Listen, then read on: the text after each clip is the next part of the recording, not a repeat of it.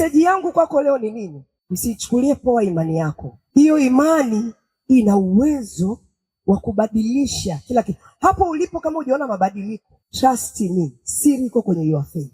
Bado unamwamini Mungu the same way ulimwamini ile siku umepokea wokovu? Amna ile ambayo ulimwamini. Au imani yako imechuja kidogo? Kazi ya imani ni kazi ya Mungu.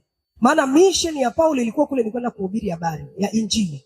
Kwa hiyo anasema tumeendelea kuwakumbuka katika kuwaombea. Kinachomfanya Paulo akumbuke kuwaombea hao watu ni kazi walizofanya wakiwa pamoja.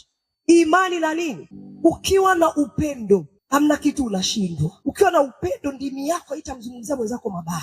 Upendo wa Mungu ukishakuwa ndani ya mtu, hauna uwezo wa kukapcha yale mabaya, una uwezo wa kutafuta mazuri tu. Kitu ambacho mwingine haoni, utashangaa unakiona. Upendo wa Mungu unapokuwa ndani ya mtu, ndio unaofunua yale ya sirini ambayo macho ya nyama hayawezi kuona. Sasa niite nami nitakuitika, nitakuonyesha mambo magumu na makubwa usioyajua.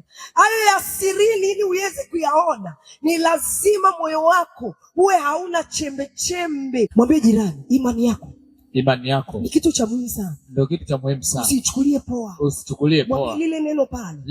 Linasema imani na upendo. Moyo wako ujazwe na upendo.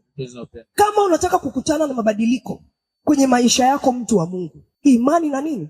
Upendo. Mtu wa Mungu, pale nyumbani, kama unataka kuzaliwe matunda chanya kila siku, hakikisha kwenye mji wako unapanda imani kwenye familia yako, unapanda imani kwa ndugu zako, unapanda imani kwa jamaa zako. Panda upendo kwa waliokuzunguka, panda upendo kwa kila mtu ambaye Mungu amemsogeza karibu na wewe. Wokovu ulioupokea kwenye maisha yako hautayumba, utazaa chemchem isiyokauka. Chemchem isiyokauka inatoka kwenye upendo na imani. Haina maana ya kwamba maji hayatapungua, lakini tunaongelea kwamba hakuna namna chemchemu itakosa unyevunyevu. Hata kama watafanya nini, lakini nakwambia haitakosa nini? Unyevunyevu.